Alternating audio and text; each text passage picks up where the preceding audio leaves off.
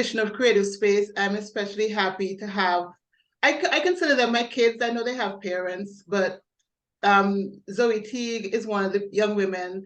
When I was about her age, I had started volunteering with the Cushion Club. And so these kids, they're not kids anymore, grew up in my sphere. Very small area of influence, but I'm hoping that I had some kind of impact on them because I'm especially inspired when I see the amazing things that they're doing. So starting with Zoe, who is a lawyer, she works with legal aid, who is also, but she doesn't like the term influencer, but she has Zoe Mercedes store on Instagram and other social media. She's a gender and LGBTQIA activist. She's a busy woman and she's not 30 yet. So I want to welcome you, Zoe. Thanks for making the time of your busy schedule to be here with me today. Thank you, Joanne. I do want to say that you had more than a small influence. You and Cushion Club, I always think back to it, and I always people say, "Oh, where's one of the spaces that you?" It comes up a lot. I said, guys, I always used to go to this thing when I was younger called Cushion Club that I would read, and I met so many amazing people. Like I think you are the first Antiguan writer I've ever met. And I have the privilege to say I've known this writer since I'm a child. Um, and Very small child, yes. yeah, now I'm older, especially like I'm reading more Caribbean, I'm trying to read more Caribbean authors. I'm like, look how cool my life has always been. Like I know the Joanne Hill House, like I know her. And I know her well. So it's not been a small impact. And even with the other members of the Cushion Club who I see, even though we're not as close as we were where we're kids spending every Saturday together, we are all doing such amazing things. And I'm like, that is the Cushion Club influence there. And one of them is joining us now, Latisha. Latisha was one of my first Cushion Club kids. Latisha, turn on your camera and your mic so you can say hello to the people. Can you hear me? All right, while we Yes, wait. Okay, here we I go. can hear you loud and clear. So it's an on-camera thing. Yes, it is. We're recording for my channel. Sorry for Latisha my noise. sent them all this information and she's coming to ask me if it's a recording thing. But go ahead. Could you give me 2 minutes? All right. So I'm taking that to mean she's going to put on her face because she thought I just did like a roll out of bed thing. But no, this is professional. Very Um, well, ma'am. Give me a second. but Latisha is a police officer. That is wild to me. That is wild to me because I've known Latisha since she was a little girl. Through the ups and downs, and Latisha is not only a police officer, she is a forensic technician. She is, I would say, one of the most active people I know because she is in all the pageants. Mm-hmm. All the pageants. She was recently in the police pageant. I thought she was done with pageantry, and then I see her every time I come up my road, get home, I pass her billboard still at the space that sponsored her, and I'm like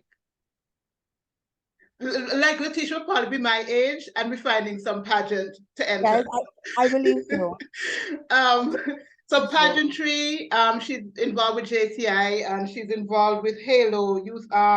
She's a girl guide. She's attached to the Antigua Dance Academy as well. She's just involved in a lot of things, and she dreams of forming. I believe she dreams of having her own forensic lab someday, which would be my delight. So, welcome, Latisha, if she's here. She's not done putting on her face yet. It's already chaotic. I thought it was gonna be so smooth, but it's already chaotic. It's fine. It's fine. So we start with you, Zoe, because I do know you have to go. Of all the things that I've said that you're involved with right now, how would you answer the question, what are you creating? um, I would want to say community, um, change in the world, the change I want to see, um, and I'm creating the things that I desire. I'm creating worlds and imagining new things and saying, they can exist and willing them into existence. So tell me something that you willed into existence, say in this past year. Okay, so some stuff. Okay, actually, I said and I can tell you the date. I said I wanted to travel 3 times a year this year, minimum. I didn't know the how, I didn't know the when. And I wrote it down, and the next day, two travel opportunities came in There my you go. personal way. Um, but not only that, people can though that's some of the ways I'm just creating what I want to see, but those are like personal ways. I But think I about actually like think that that's important because I know when I was your age, that was even more important to me than accumulating things was traveling and accumulating experiences. And one of the things I've been fortunate to do is travel a fair amount, and it's priceless. it really is. I think when I even just the act of thinking I want to do something and then bringing it to fruition it's always very exciting that I can create something in my mind, this desire, and then I can be like, and I can make it real. That is exciting. I'm very excited about well, I'm on one of the trips now, um and then I have a next one scheduled for next month, and I'm like, okay, so where else? I said three times, but we already two for the first quarter. So maybe I meant three times in the first quarter. Maybe I need to revisit that, and that's exciting. That's manifesting. And it's also, when you said three and now other things are opening up, it's reminding me of what's happening with my writing so far this year. Once you start to clear some of the brush and open up a pathway, other things start to you start to see other things and other things start to come to you. So I'm Yeah, glad that that's happening for you. what I think about that is like, when you're walking, you can't see everything on the path, eh? But as you start to move forward, you realize, oh, I can go left, I can go right. That's There's right. a big open field for me to play. And if I but you never saw the open field from where you were, but you just literally have to put the drive behind of it, and things unfold in crazy ways. And unfortunately, one of the challenges for me, I mean, the last couple of years has been not seeing the path for the brush. And I think that that's clearing up. And I'm happy that that's happening for you as well, because it's like you said, it's important. You start to see other things, and you start to realize other opportunities in your life. So, okay, so Latisha is not back with us yet. So I'm going to move on to my next question. What concerns you? You're an activist. You're also a young woman in the world, in Antigua, in the Caribbean. What concerns you? If my friends hear me, they're gonna laugh. I'm gonna say capitalism. Because that is actually I think the more I really am a part of the capitalist machine, I realize how it is the root of a lot of our problems in society. So that's it. But it's also, if I come down to like or smaller things and I can pinpoint specific things, I think a lot of it has to do with, injustice, infringing on other people's rights, not allowing people to live their own lives, um taking away opportunities from people, the lack of resources that people have. So I work at legal aid, so I see a lot of people who are systemically disadvantaged, right? And again, this circles back to capitalism, but I see like, yes, they're here for a divorce. Yes, they're here about child maintenance, but their problems are so much bigger than that. And it stems from the machine of capitalism. Look, Look who's Latisha with is us. Almost. She almost was there. I got excited.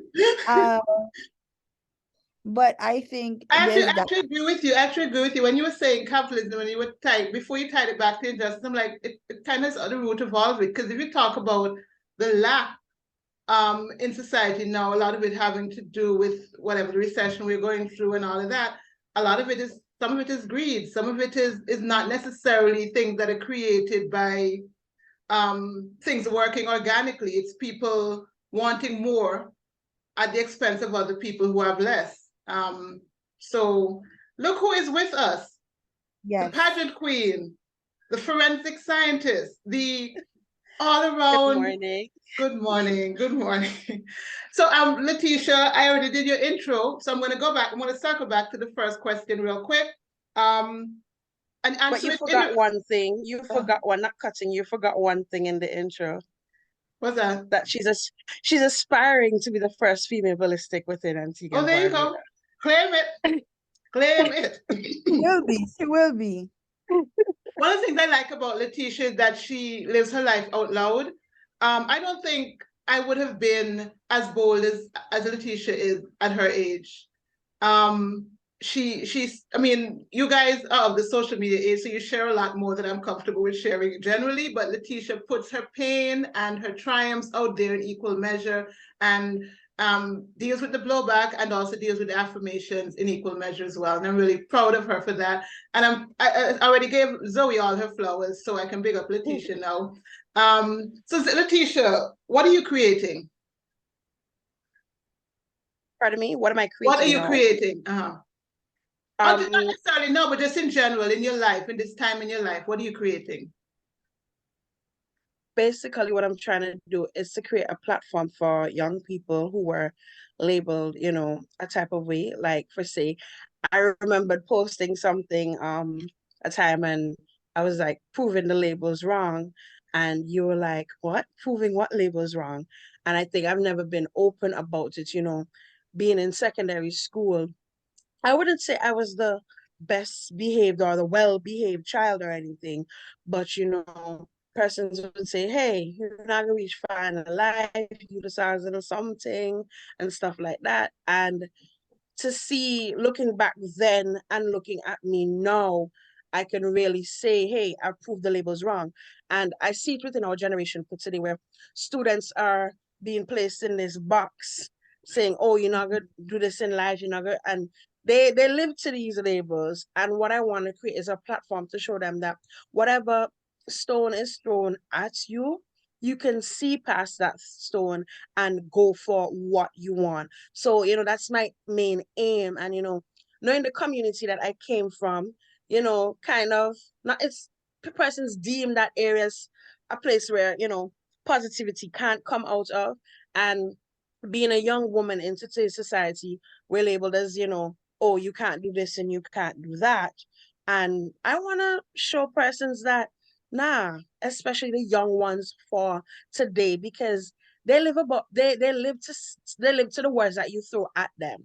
Well, I would And say I'm trying this. to create that platform to Well, I would say this, Latisha, to clarify my response, because sometimes when you post, what I want to tell you, because I've been there through some of those ups and downs.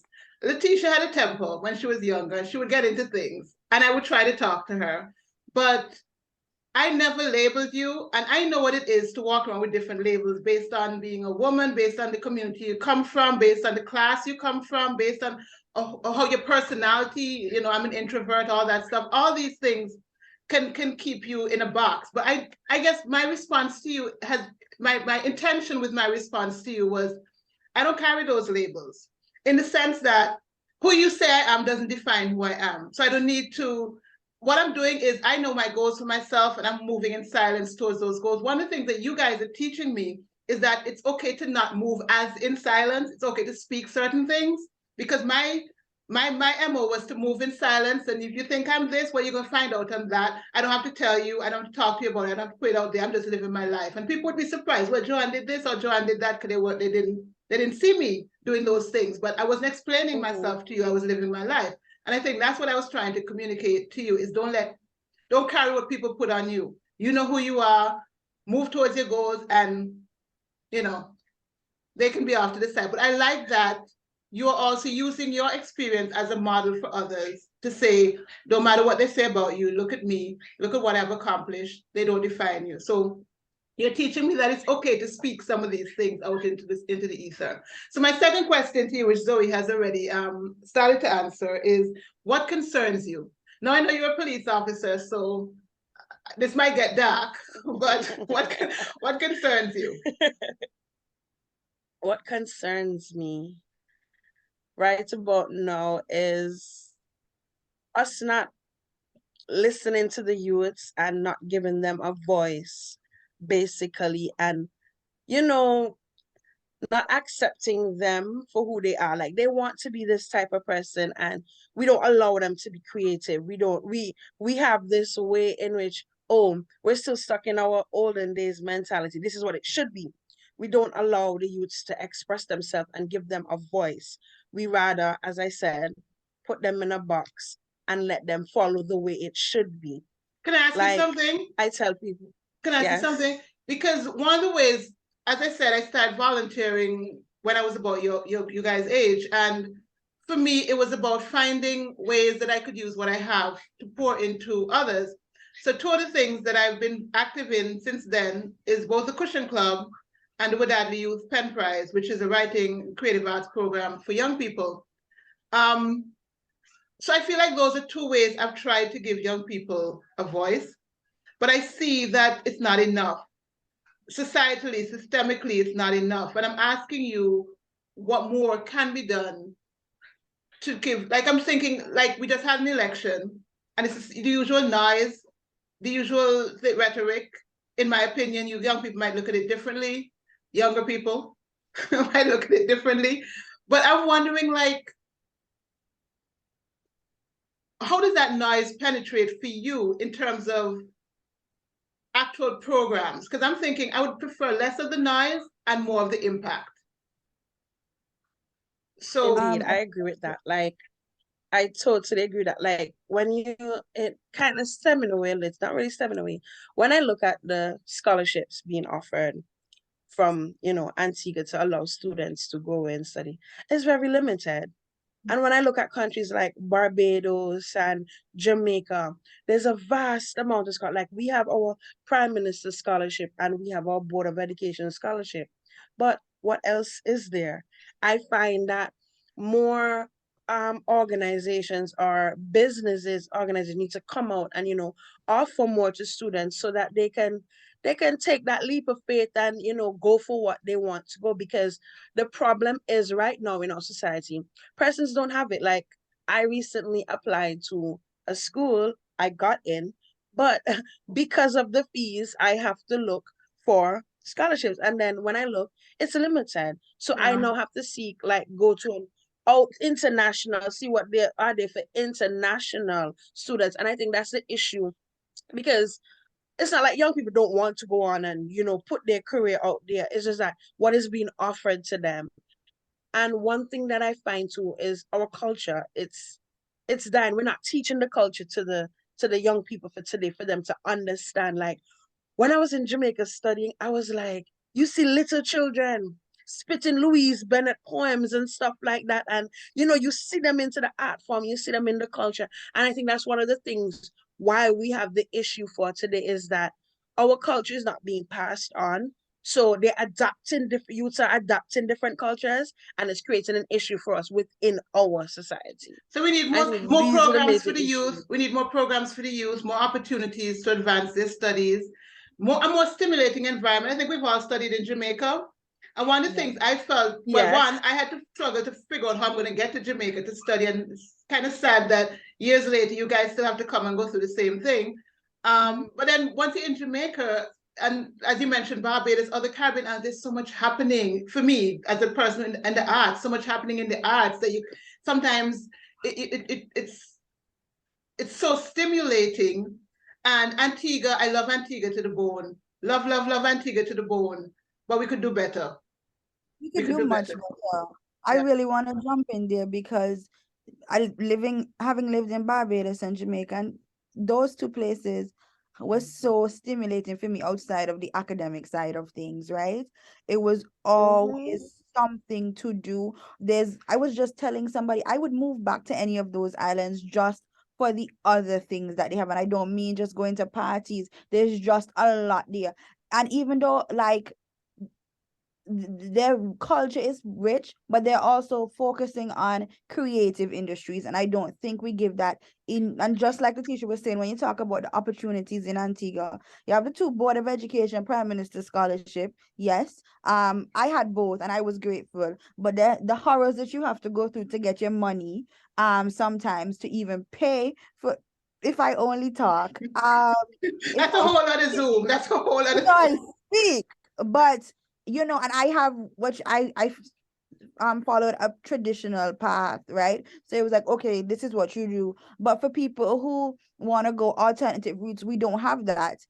We now have this University of the West Indies, but what they're offering are very traditional courses. So what, you can't offer anything more dynamic? Come on, this is the opportunity. Hopefully, I'm hoping that that's just the start. I mean, one of the things I think the islands that have university campuses for UWE benefit from is the UE, the university becomes a center of research and creativity and discussion and all of that. And I'm hoping that now that we have a campus here, we'll see more of that kind of stimulation reaching out into the community.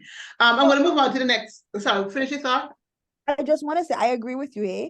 And I know that it's a new institution, but I think at least one creative program when you For sure. start would For have been sure. good. Start with one at least. Don't start with the basic. For sure. And you have creative people in Antigua Yep. who can be facilitators for these programs. I'm just saying. Yep. Anyway, how do you use your voice? That's the third thing I want to ask both of you. How do you use your voice? I know you're still finding your voice, but how do you use it? I'm putting Latisha first. I have answers for both of you. So if you're stuck, I can tell you how I see you using your voice, but I want to know what you see in yourself. I guess, on my social media platforms, like on my Instagram, on my Facebook, like as you said, I am not one to hold in anything, but then I kind of limit what I say because these things can, be detrimental to you. So I'm careful as to what I say. And also when I I'm sorry that network you even, within I'm my sorry, different platforms. Latisha, I'm sorry that you even have to say that, because in a free society, we should be able to criticize powerful without repercussions about our job opportunities, our safety, and all of that. And I'm hoping that your generation won't have to go through that same BS. I mean, I have the perspective of seeing that it has changed from my childhood to now, but the fact that you even have to put that qualifier and it tells me it hasn't changed enough. Mm-hmm. And basically, like when I network within my different organizations that I'm in, like Halo Foundation, Generation Y, Girl Guides, or even JCI, I try to, air my views and, put it out there as to how I feel, like within our little circle, I would speak out. Zoe, The question was, how do I use my how do you use voice? your voice? To be honest, sometimes I, I, I, I don't feel like I'm using it in the right way sometimes, but I mean, I'm a lawyer, so I use it in the courtroom. I think I have the gift of gab, so I'm always talking. But just like and I write, and on my social media, my Instagram more than my Facebook, my Twitter. I'll talk about things, but similarly to Latisha, one of the things is there's some things I'm not touching in the public space just because of the implications it can have, and even some of the things that I have talked about, like LGBTQI issues. I know that it has put me in certain positions that made me enemies of people. And I wish I didn't have to deal with that, but there are certain topics I'm mom is the word, because especially in this society we live in, depending on the type of job that I do, I can't there are repercussions that I don't want to deal with. Oh, I know. I know. I've dealt with repercussions in my life, my professional life, and I don't want anything that's happened to me to happen to you. I just wish that we weren't still here. That's all I'll say on that. I agree with you wholeheartedly on that. Yeah. All right. So I'm gonna end with a rapid fire sort of thing. I didn't prep you guys for this one because I want your answers to come organically, naturally. But don't think about it too much, is the point. So I'm going to ask you to name a Caribbean woman who is a non-family member, non-Antiguan or Barbudan, who has been an inspiration to you in some part of your journey, living or dead. Zoe, you go first. Audrey Lord. Why? Why? Just the wish her writing, everything, her feminism, her ideologies. I see myself in her, and when I read some of stuff, I'm like, wow, I didn't know you had these thoughts. You have these thoughts, and these are thoughts that I'm having now. Yeah. Latisha? For me, it will be Rihanna, the singer from We'll be Barbados. at the Super Bowl today. Caribbean Super Bowl. I'm so excited about that. And I don't even care about the Super Bowl. My reason being, living in BIM, I have family in Barbados. So, seeing where she grew up, she actually grew up in the backyard of my aunt, because I could literally throw a stone from my aunt yard and it would drop in her yard where she raised up. And my aunt would tell me she could hear her singing and stuff like that when she was a little girl. When she used to be hanging out the clothes, she could hear her singing, and she'd be like, she's gonna reach far. And seeing the area, where she came from, I could relate to her, and seeing her push forward, going for what she want. And then, seeing she did something today. Well, not today. Well, in a couple of days, she put a post with her and her mom, and she's like giving you your flowers while you're here. And I kind of can relate to my mom because, my mom didn't get the opportunity to go to college and university. Sorry, it's getting a little bit emotional for me.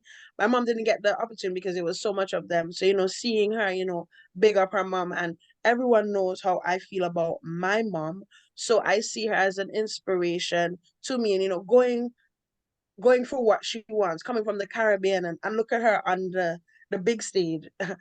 She has her own brand, not only music, but also, in cosmetology. And it shows me, it don't matter where you're from, once you have the right mindset, the right people around you to encourage you, you can go for it. Hence why no matter what persons may say, I'm going for that female ballistic expert, no Well, matter I what. say go for it.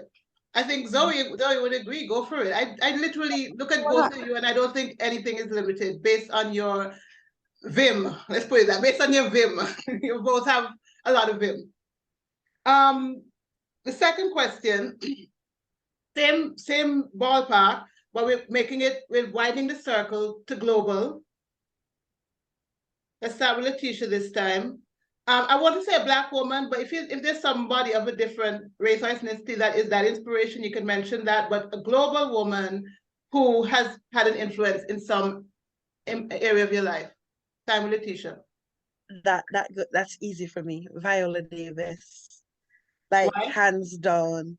Like reading her book, Finding Me, I really saw it, really opened my eyes to see that, everyone struggles.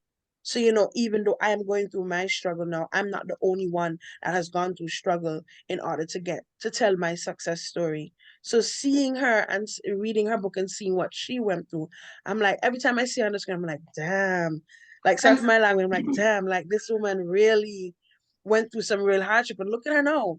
Like one yes, of the look best at her now. actors. Viola Davis, who should have been nominated for an Academy Award this year as an actor and producer for The Woman King, has been vocal about her poverty that she grew up in and her struggles with colorism, which is that shadeism that we have in the Black community about who's beautiful and who's worthy based on the shade of your skin, the texture of your hair, the features on your face. She's been through that, and especially working in Hollywood, which is a very sort of Eurocentric, Yeah, the struggle slim. she went through just to get the perfect acting job. Yeah. Yeah, and even now I've watched a lot of her interviews about the Woman King, and it's still, I mean, as much as we think of her as the apex of her craft, she's still struggling to get those projects out into the world. Zoe. I was gonna say Viola, but since that's already taken, I'm gonna go with Oprah only just because of like her mindset. So when you hear Oprah talk about like how her mindset, when she was going from being the things that happened to her, because I've had a whole ton of traumatic things happen to me as a kid, and then but the positivity and deciding this is how I'm gonna take control of my life and take control of that narrative. That's somebody who does inspire me. Okay, so we have limited time. So anybody you want to single out from Antigua and Barbuda specifically, not in your family, who and not on this Zoom, who can I start you, Zoe? Who has been that inspiration in your life?